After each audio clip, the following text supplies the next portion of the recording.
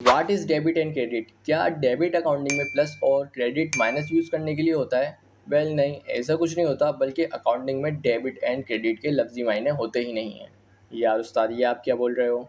हाँ, debit and credit को different nature of account में डिफरेंटली यूज किया जाता है। इनको हम टू कैटेगरीज बना के समझ सकते हैं। तो कैटेगरी वन में रखते हैं assets, expenses and loss accounts को, और दूसरी कैटेगरी में रखते हैं liabilities, equity, revenue and gain accounts को। वैसे इन अकाउंट्स को समझना हो तो इसी वीडियो के एंड में और डिस्क्रिप्शन में आपको लिंक मिल जाएगी। कोई तरीका है भीख मांगने का? Back to the topic, category one को समझते हैं। एसेट्स इंक्रीज होते हैं तो डेबिट रिकॉर्ड करते हैं, और डिक्रीज होते हैं तो क्रेडिट रिकॉर्ड करते हैं। इसी तरह एक्सपेंसेस और लॉस अकाउंट सब इंक्रीज होते हैं तो डेबिट रिकॉर्ड करते हैं, और डिक्रीज होते हैं तो क्रेडिट रिकॉर्ड करते हैं। यानी कि जब भी इनमें से कोई अकाउंट इंक्रीज होगा तो वो अकाउंटिंग में डेबिट रिकॉर्ड होगा, और डिक्रीज होगा तो क्रेडिट रिकॉर्ड होगा।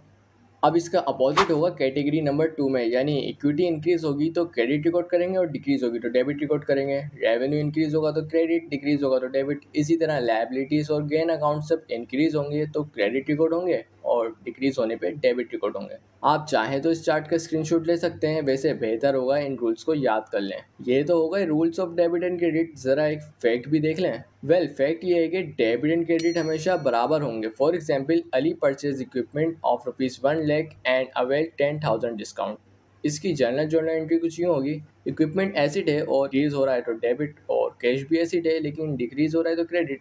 अब ये परचेज डिस्काउंट जो है ये गेन अकाउंट है, और ये इंक्रीज हो रहा है तो क्रेडिट। शायद आप परचेज डिस्काउंट में थोड़ा सा कंफ्यूज हो तो डिफाइन कर देता हूँ। परचेज डिस्काउंट होता है कॉन्ट्रा अकाउंट परचेजिस का। अब परचेजिस एसिड्स हैं, इंक्रीज होती हैं तो डेबिट होता है, तो इसका कॉन्ट्रा अकाउंट इसके अपोजिट इंक्रीज होगा तो क्रेडिट रिकॉर्ड करेंगे, और डिक्रीज होगा तो डेबिट रिकॉर्ड करेंगे। वैसे परचेज डिस्काउंट गेन अकाउंट में भी शामिल हो जाता है। इसी तरह सेल्स डिस्काउंट कॉन्ट्रा अकाउंट होता है सेल्स का। अब सेल्स यानी रेवेन्यू इंक्रीज होता है तो क्रेडिट रिकॉर्ड करते हैं, तो इसका contra account sales discount increase होगा तो डेबिट रिकॉर्ड होगा, जो कि लॉस अकाउंट में भी शामिल होता है। अब रूल्स तो समझ लिए। 5 नेचर्स ऑफ अकाउंट राइट वाली वीडियो पे क्लिक करो और समझ लो।